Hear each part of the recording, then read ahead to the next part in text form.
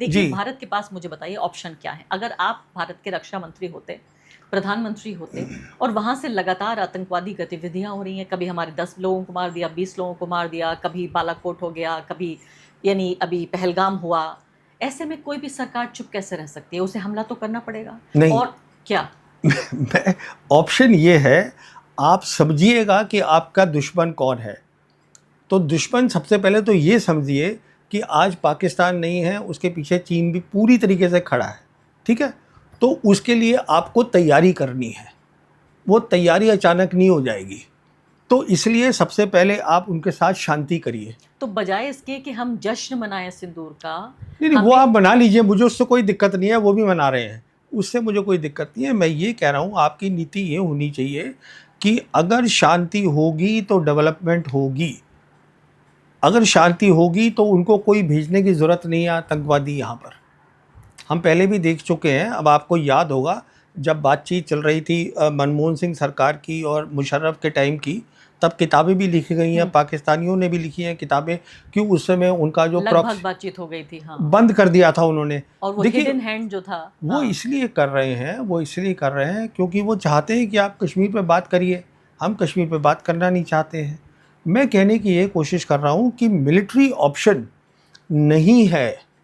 मैं ये कहने की कोशिश कर रहा हूँ कि राजनीतिक सॉल्यूशन है, आप ये कह रहे हैं। जी हाँ, आपको इस समय दुनिया बदल चुकी है, आप उनसे बातचीत करिए, चाइना से बातचीत करिए, लड़ाई में मत पड़िए, लड़ाई की तैयारी करिए, जैसे हम बोलते हैं डिटरेंस। तो यानी अगर करना भी पड़े लड़ाई तो हम तैयार रहें, इस दौरान शांति होनी चाहिए। अगर आपके पास ताकत होगी तो लड़ाई की जरूरत भी नहीं पड़ेगी, और पोजीशन ऑफ स्ट्रेंथ से लड़ेंगे। नहीं हम लड़ेंगे ही लड़ेंगे नहीं। मैं आपको बता रहा हूँ ना, अगर आपके पास, देखिए चाइना आकर अप्रैल 2020 में हमारी ज़मीन पे बैठा है ईस्ट लद्दाख में, हमने क्या उनसे लड़ाई कर ली?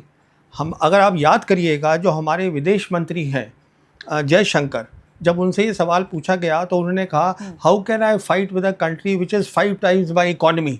अरे भाई, ये इकॉनमी की बात नहीं है, मिलिट्री ताकत की बात है। हमने इस बात को भांप लिया और उन्होंने भी भांप लिया कि हम आके बैठ जाएंगे, आप कुछ भी नहीं कर सकते। वो आज भी बैठे हुए हैं। लेकिन किर्गिस्तान में जो राजनाथ सिंह जी का बयान था, जिसमें उन्होंने कहा कि आतंकवाद का कोई धर्म नहीं होता, उसका कोई देश भी नहीं होता, वो अलग बात है कि उसके बाद बहुत भरपाई की उस स्टेटमेंट की, वो गलती से निकल गया था स्टेटमेंट। नहीं, देखिए वो मुझे मालूम नहीं गलती से निकला था, पर वो एक सही स्टेटमेंट था। वो एक ही स्टेटमेंट था राजनाथ सिंह का जो मुझे समझ में आ गया। जो आतंकवादी है उसका कोई देश नहीं है, उसका कोई मजहब नहीं है, वो सिर्फ आतंकवादी है। धर्म तो चलिए नहीं है, लेकिन देश तो है पाकिस्तान। नहीं, देश नहीं है ना, वो मर्सनरीज होते हैं बहुत सारे। ये मर्सनरीज भी होते हैं ना, कि वो, देखिए हमें देखना है जो हमारा दुश्मन है उसकी शक्ल क्या है कौन, ये तो क्लियर हो जाए। तो फिर हमने दुनिया भर में अपने एमपीज को भेजा, हमने एक डेलीगेशन भेजा, और पाकिस्तान को हम अलग थलग करना चाहते थे दुनिया के स्तर पर, और स्थापित करना चाहते थे कि ये वो देश है जो पाकिस्तान का, जो टेररिज्म का स्पॉन्सर है। अगर कोई टेररिज्म का देश ही नहीं है तो हम अलग थलग क्यों करना चाहते थे पाकिस्तान? देखिए टेररिज्म आज इशू ही नहीं है। और आगे बढ़ने से पहले एक अदना सी गुजारिश कि आप मेंबर बनिए मेरे चैनल का, आरफा खानम शेरवानी।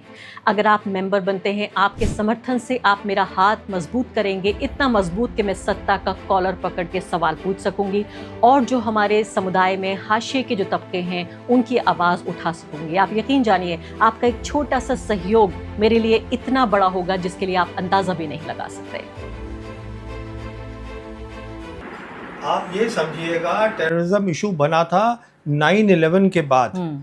उस समय जो था, जब प्रेसिडेंट बुश ने डिक्लेयर करा था ग्लोबल वॉर ऑन टेरर, उसके बाद ये दुनिया में इशू बन गया टेररिज्म। अभी जो इशू है वो एक अलग इशू है, which is about state Wars. अभी ईरान की लड़ाई हो रही है उसके साथ, अमेरिका के और साथ। अब नॉन स्टेट एक्टर्स की जरूरत नहीं है, क्योंकि स्टेट ही आपस में लड़ रहे हैं, स्टेट लड़ रहे हैं, तो आतंकवादियों की जरूरत नहीं है। तो इस समय क्या हो रहा है, दुनिया बदल रही है, और क्योंकि दुनिया बदल रही है, एक जो रूल्स थे वो ख़त्म हो गए हैं, नए रूल्स बनने हैं, तो इसलिए जितनी भी प्रॉब्लम्स थी वो सब सामने आ रही हैं, तो स्टेट्स लड़ रही हैं। ये आतंकवादी जो है, एक का आतंकवादी जो होता है, एक का, वो दूसरे का कुछ और होता है। तो कहने का मतलब ये है कि हमें अपनी एयरफोर्स को, मैं शुरू से बोल रहा हूँ, ये एक गलत चीज़ है, एयरफोर्स को कभी इस्तेमाल नहीं करना चाहिए काउंटर टेरर तो ऑपरेशन। सीधे तौर पे आप ये कह रहे हैं कि पॉलिटिकल सॉल्यूशन होना चाहिए। जी हाँ, मैं ये कह रहा मेज पे हूँ, बैठ के बातचीत मैं होगी। ये कह रहा हूँ पाकिस्तान से बातचीत करिए। मैं ये कह रहा हूँ आज दुनिया बदल चुकी है, और जो पहले हम बातचीत करते थे तब एक अलग माहौल था, आज एक ऐसा माहौल है कि चीन भी चाहता है कि तीनों की बातचीत हो।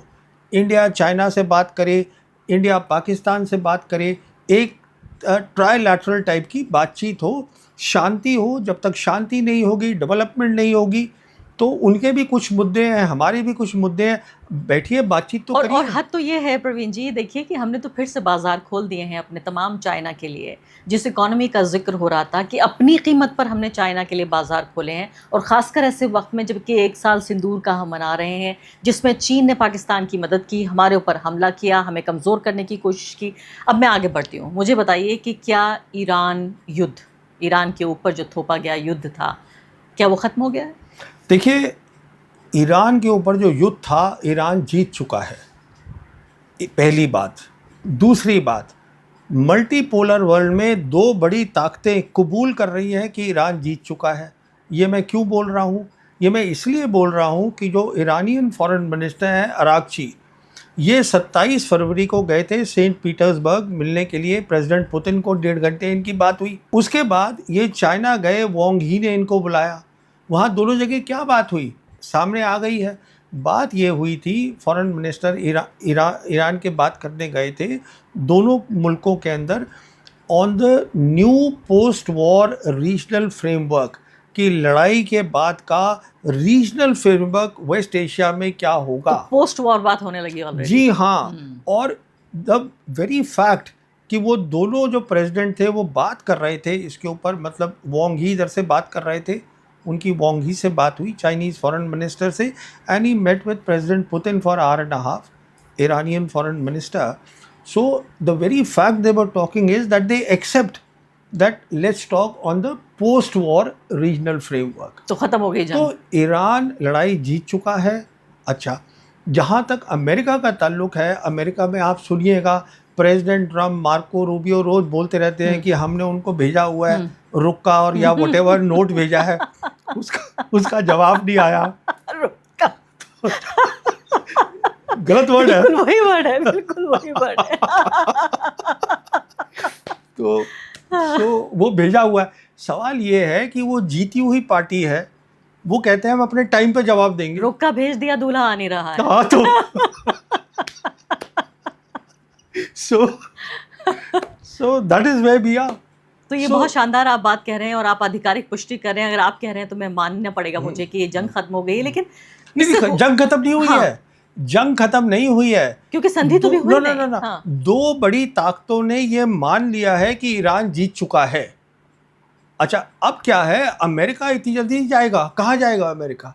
बिकॉज जो नया रीजनल फ्रेमवर्क है उसके तहत ईरान ये बोल रहा है कि अमेरिका को वेस्ट एशिया छोड़ना है।